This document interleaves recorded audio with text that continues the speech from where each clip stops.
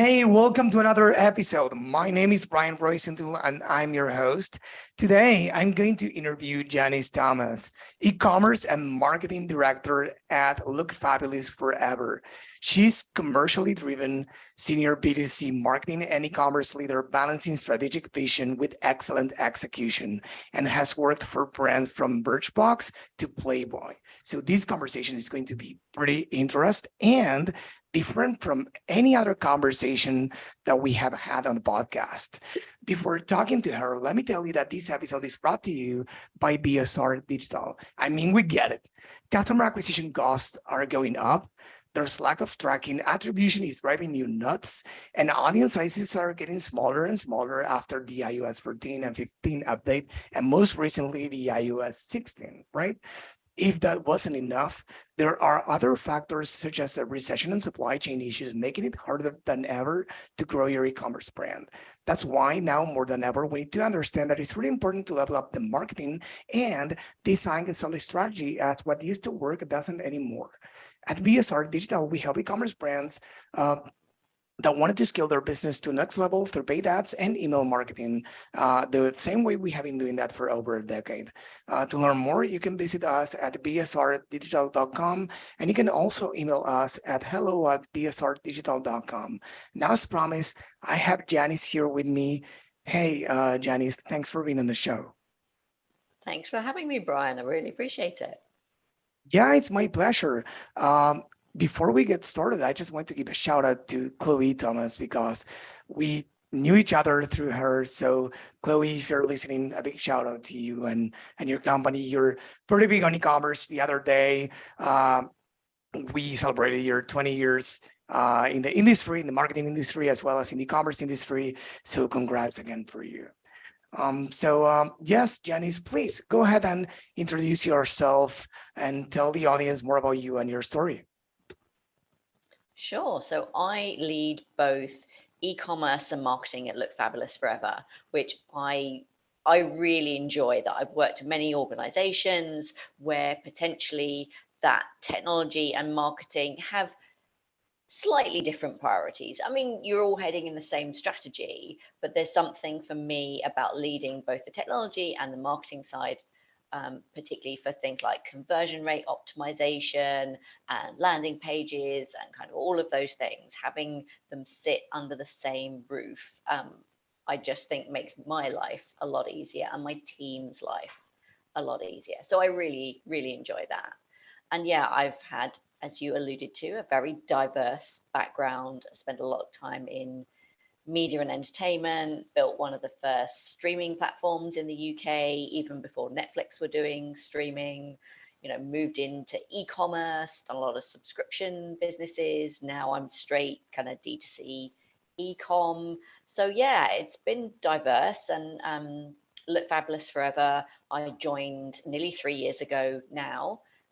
That they have been going 10 years now, that our founder, Trisha Cusden, started the brand in 2013, and she was 65 at the time. So she is 75 now, the most incredible, inspiring woman. And essentially, she started the business because as she got older, she found it difficult to find makeup and skincare products that worked for her skin. And so she realized that nobody within the mainstream beauty industry was making products for this audience. And she's not the kind of woman to take that lying down. So she said, right, if these products don't exist, I'm going to create them. And she literally did everything, worked out how to formulate the right products, get them manufactured, set up the website, set up the distribution center, all of those things. So it's a really inspiring story and an amazing place to work. Yeah, definitely. Thank you for sharing your story. And the other day in the prep call, we were talking about, her story as well, and the brand story. And it's actually inspiring, as you said. And I said in the intro that this conversation is going to be different from any other in the podcast because typically, although we don't mention any specific age range when it comes to e-commerce and all this stuff, we implicitly talk about the younger generations Gen Z millennials when, brands are looking for not only tricks, but tactics and strategies for, staying ahead of their competitors on TikTok, Instagram. We are implicitly talking about a diverse age range, probably, but not 65 plus, right? And in this case, it's the opposite. You're targeting that audience. So, what are some of the challenges that you have seen, from doing that? Yeah, I think it's a really interesting demographic, particularly because we are 100% D2C. You can't buy our products in stores. So for us, one of the crucial things is we have to build trust with particularly with our potential customer, that she's never heard of the brand because she's never seen it in store. It's a long journey to tell her Trisha's story, tell her how and why our products are different, show her how potentially she might use these products in a different way than she has other mainstream beauty products. So that kind of building that trust through USPs, like we have a 30-day money back guarantee that you can try any of our products, and if the color doesn't suit you, or if it just doesn't work well with your particular skin chemistry, you can return it to us free of charge for a full refund or an exchange, or for another product or shade. So communicating to our customer, you're safe with us. We're not trying to rip you off. We're trying to help you with this. That our mission as a business isn't to make makeup and skincare products. Our mission is to empower a generation of women to look, feel, and live fabulously forever. And that empowerment piece is really crucial to our brand, that we have thousands of hours of video on YouTube showing how to use different products, how to get a particular look, how to overcome specific issues you have as you get older. And all of these things builds trust with that potential customer on her journey to purchase. And I think it's been a real discipline for me to kind of think about things in this very holistic way, this very long term way. And how do you build trust in particular? I feel like whatever I go on to do in my career, I will have learned a really valuable lesson.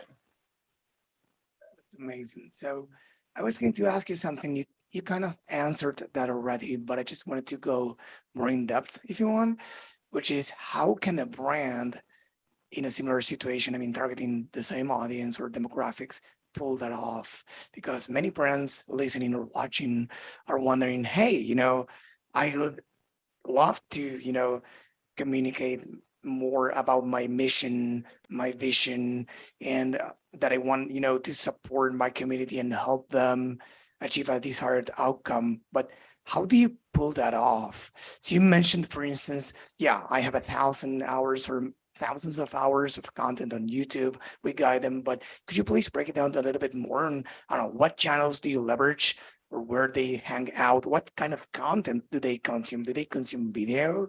Do they consume images? Or what kind of content do they like most? If you have that info, of course. I mean, I think particularly at Look Fabulous Forever, we've really got a culture of continuous improvement. And I think that's crucial within digital marketing generally, because you can always drive more traffic from your marketing, drive better quality traffic, convert more, and retain more customers. And all of those things have infinite potential. It's not, you can just say one day, tick, I've done conversion optimization. So for us, I think we're always trying new things. And I think because it's quite difficult to measure from a last click perspective, because we have this long journey to purchase, we very much look at incrementality. And we put this video out there. Did that get engagement? Why do we think that got engagement? Why not? And both listening to our customers and getting input from them. So for example, I did a series of interviews last year with our high value customers to really kind of deep dive.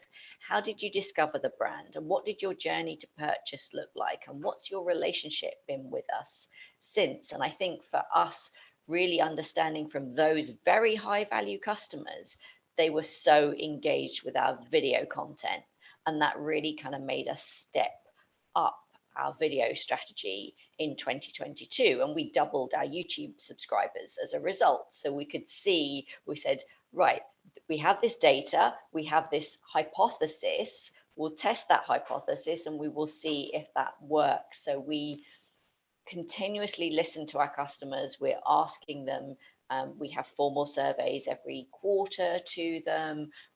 Our customer service team tells us every day what issues they're raising. We have a private Facebook group community. So we're continuously collecting data, building hypotheses based on data, testing, learning, reiterating, kind of on this journey, very much around incrementality than just, oh, what's the last click conversion on that particular Facebook ad, for example. I love that. It's something we have been from a different point of view, but we have been talking on the podcast and with our clients as well. And it's that many brands are looking at things.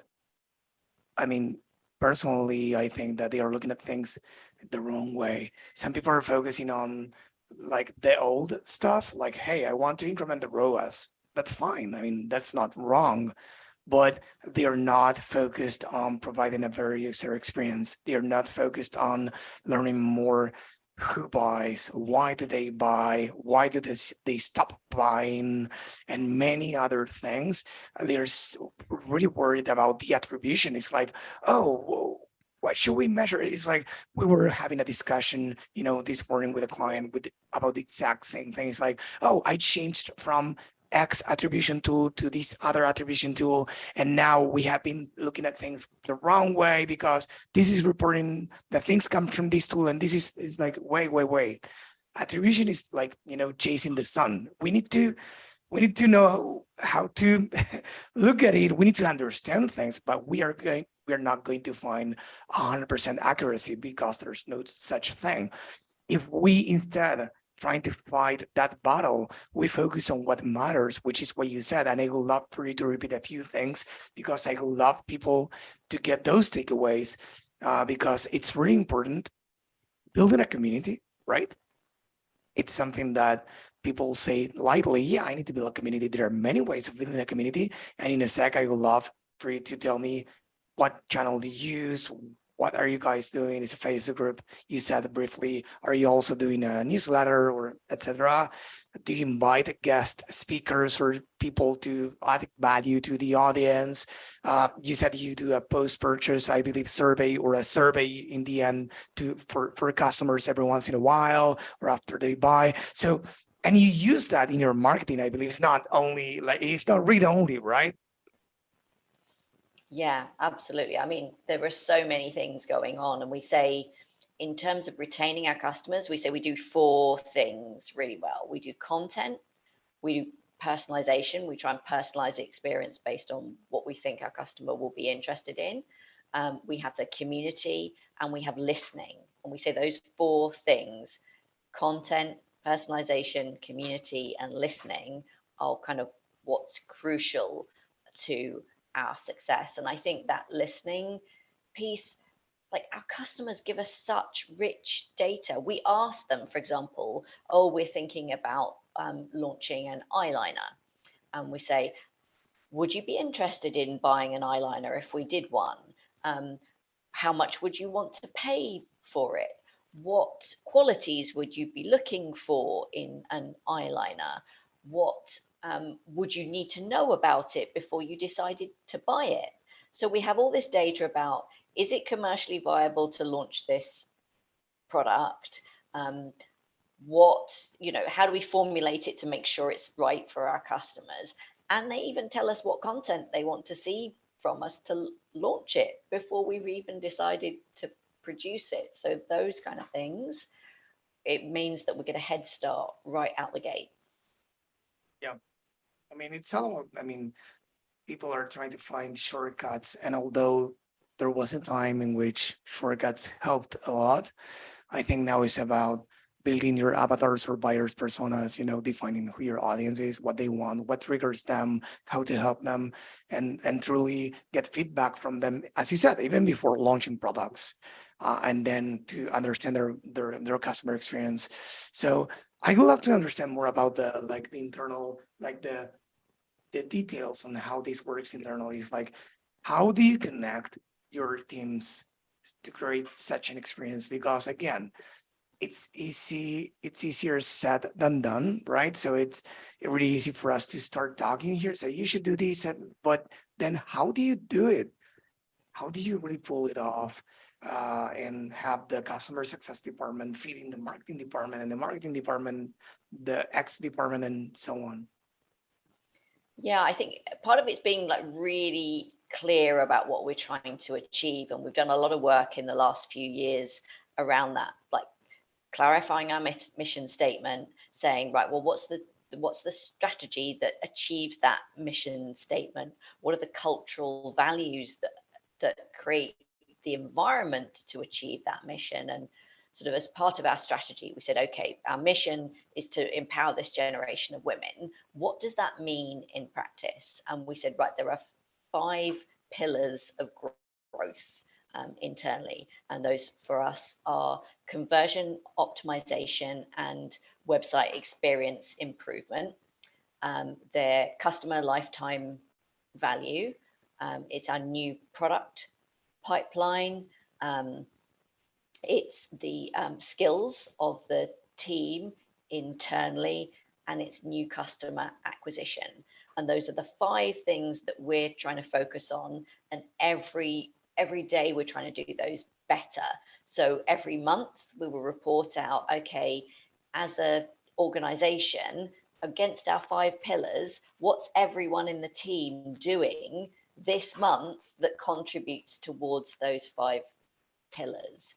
Whenever we have a research survey, we'll come together and say, okay, what did everyone, what was interesting or helpful or surprising in this quarter's survey? What could we do that contributes to those 5 pillars based on the things that our customers have told us? And creating both the kind of structure around those things, are saying, actually, do you know what?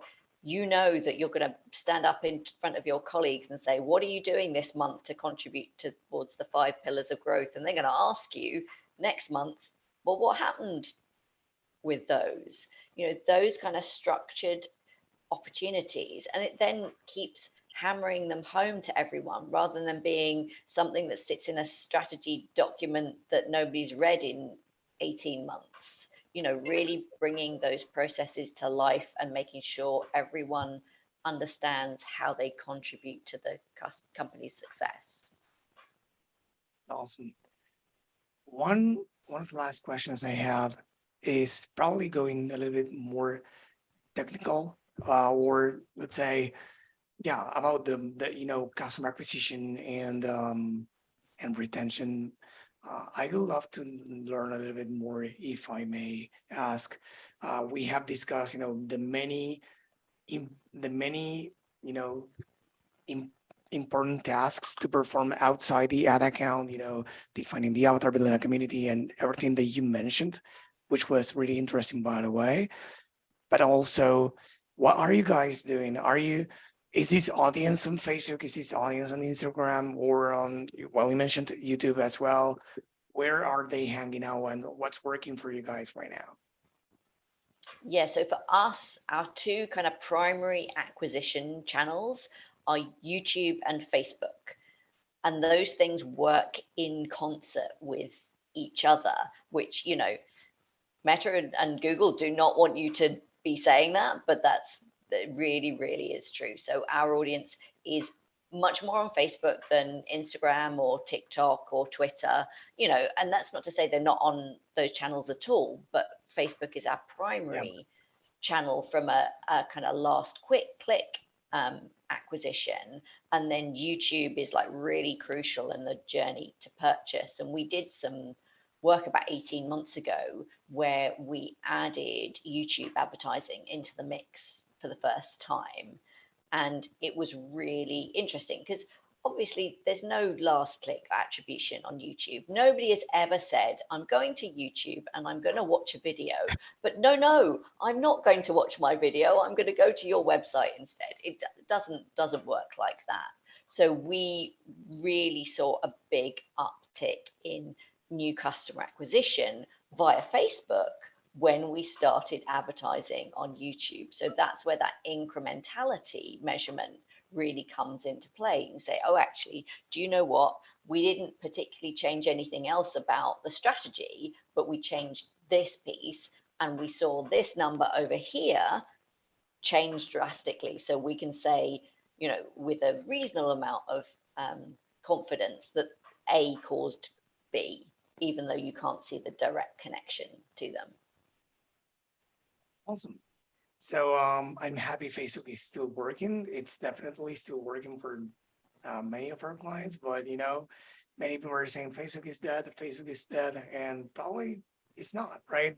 It's not what it used to be, but again, it depends on what you do there, who you target, how do you track your efforts, and many other things. So I'm happy to hear that. And I have one of the last questions for you. Last year in 2022, we put together a list of books that the guests recommended, to the audience. I started that list because I actually wanted to, read different books from what I usually read. So I wanted to get some ideas from the guests. So I put it together a list for 2023 as well. So I would love to ask you if you have any books, or if you don't, if you follow people that you admire, or former mentors or current mentors or coaches that you want to give them a shout out. It could be anything. Yeah, I read a lot. So there are so many books that I could recommend. I think the one that kind of fits best with the message that I'm trying to get across about the value of older consumers, that, it's one of the fastest growing markets in e-commerce, that potentially your consumer doesn't always look like the person who works around you in your organization. So the book I would recommend is Adam Grant's Think Again, because I think that's a really good discipline about kind of questioning your assumptions and trying to look at everything from a scientific mindset and kind of a clean perspective and move away from bias. So I love it. I love it. And I think it wasn't mentioned last year, so it's a new one. Thank you for mentioning that.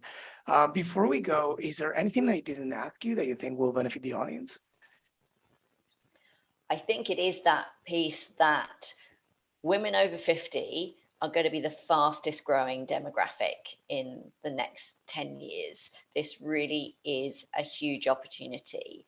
We know that 40% of our customers tell us they do all or most of their shopping online.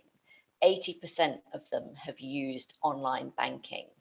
80% of them use some kind of streaming service. That if you are making an assumption that this audience isn't engaged online, you're really missing an opportunity. That's big. It's something that probably not a lot of people or brands are paying attention to. And you're right. We should, as advertisers, marketers and brands. So that's a great advice. So awesome. I really enjoyed the conversation, Janis. Thanks for being here. And before we go, I just wanted to mention to everyone who is listening or watching that, as always, you can go to fitgrowthmachine.com and find this episode and grab the notes from there. You will see the resources mentioned by Janis, including the book she just mentioned. And yes, please tell the audience where they can go to find out more about you and the brand. Sure, we're lookfabulousforever.com, and you can find Trisha Cusden on YouTube. Awesome. Janis, I really enjoyed the conversation. Thanks for being here in the show. Thank you for having me.